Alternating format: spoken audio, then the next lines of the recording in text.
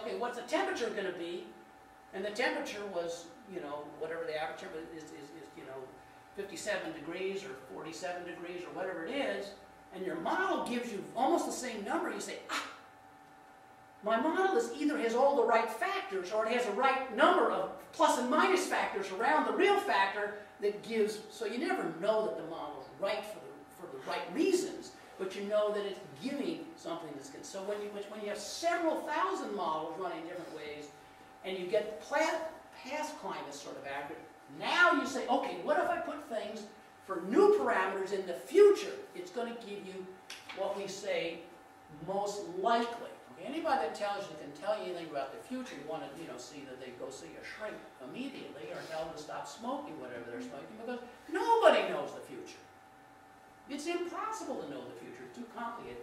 But likely, okay? So what's the likelihood? What's the confidence we have? So this is sort of your, and you'll hear a lot more from your geologist colleagues. So what do we know?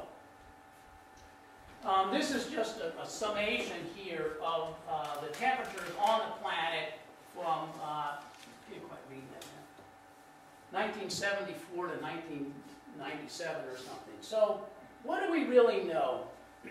We know heat-trapping gases make the Earth warmer. And those are three of the major ones, and there are other ones. So we know that they make the planet warmer. We know that the CO2 concentration is up 30% in the last 100 years. Now this may not sound much like much. It's huge.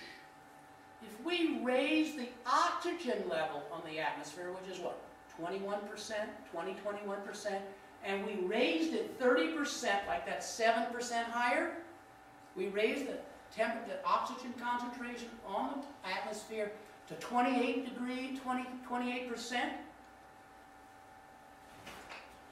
your finger would burn in the atmosphere.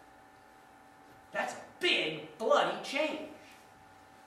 Your finger would burn. We changed the equilibrium between your flesh and oxygen concentration would burn your finger.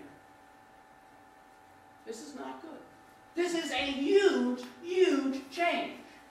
I mean, I know that I want my stock portfolio to go up by more than 30% in 100 years, right?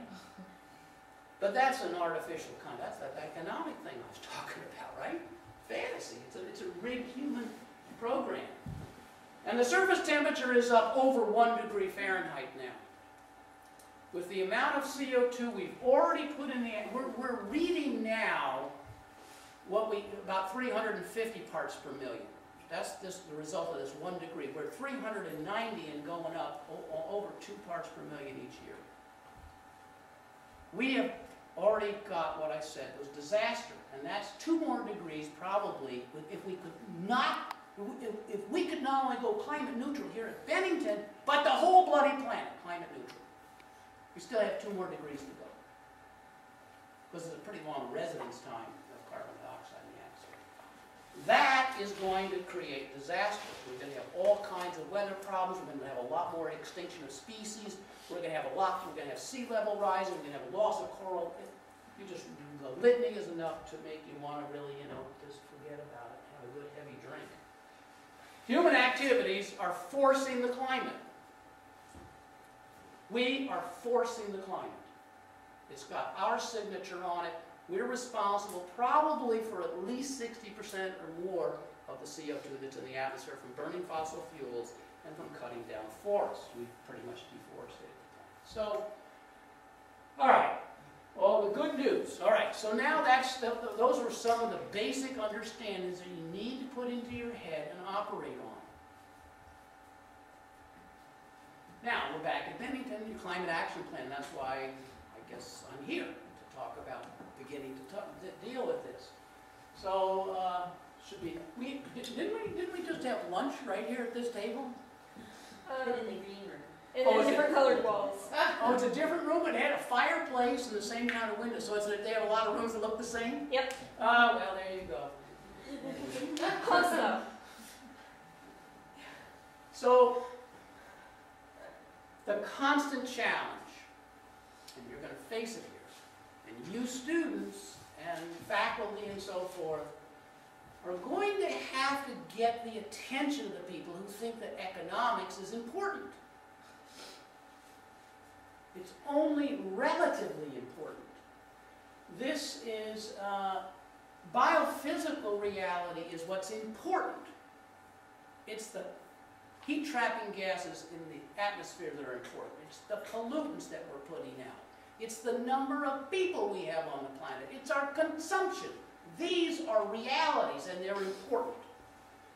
The economic system should not be our master, but should be our servant. It's our master now. This is a little graph of the stock market. Okay? This was not so good. Right there, 31, 32.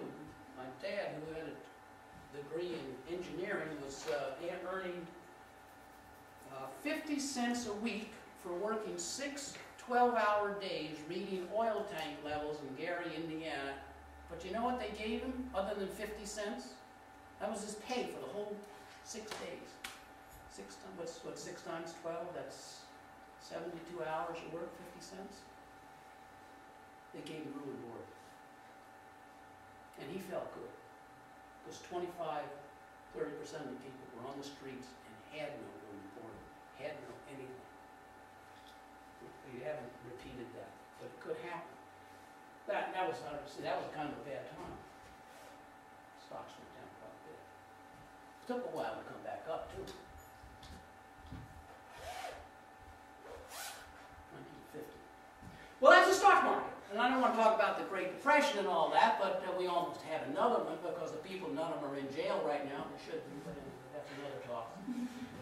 And there's a fundamental conflict here between biophysical reality and our economic system. This is Dow Jones Industrial Average, I just told you that. It's up 100 times in 100 years. It's a surrogate for economic growth, okay? Economic growth is a little harder. It's harder to find these indices to work on them. Now, at the same time, all the major indicators of life support are negative over the last 100 years. This is important. That's our figment of our imagination. It's fantasy. Remember, we can believe anything. So if you look at it, you know, the extinction rate, this is probably a little longer than that period, but it's up 100 to 1,000-fold from the historic rate, so 100 might not be a bad number.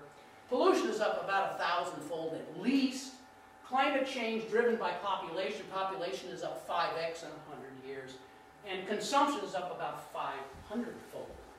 So all these things are not good for the future. So remember that. You're going to face this constant, we can't afford this. We don't have enough money. Money is just a made-up thing. You have to decide how you're going to use it and work with it. I'm a guy who retired in 2008. I'm a visiting professor, but I don't draw any money because college doesn't have any money to pay me. So, but my pension money, right, I retired. Right now, I'm a pensioner. I get it. That's where money comes from. This little economic system didn't work well for me. I lost 30% of the value of my retirement funds in about 9 months. Carbon dioxide level didn't change, it went up. So, money is, if I had been smart, I'm going to talk about our house trail magic, if I had been really smart and followed my gut and I had taken all of my retirement pension monies, taken them out of the stock market and put them in money markets, I could have paid for my house. And then gone back and bought more, all the stocks I had, and I would have my house for free. It's a fantasy. And it doesn't have any larger meaning. So here is our house, Trail Magic. That's the name we gave it. And it's a positive, a climate positive home. That is to say, it it's operating on operating energy. Okay, we're talking just about operating energy. It operates and actually, through its operation, takes out heat-trapping gases from the atmosphere. Makes no contributions to it. So we're going to talk about that. So substantial reductions in home energy and water use are low-hanging fruit. It's a piece of cake. What we're asking to do to become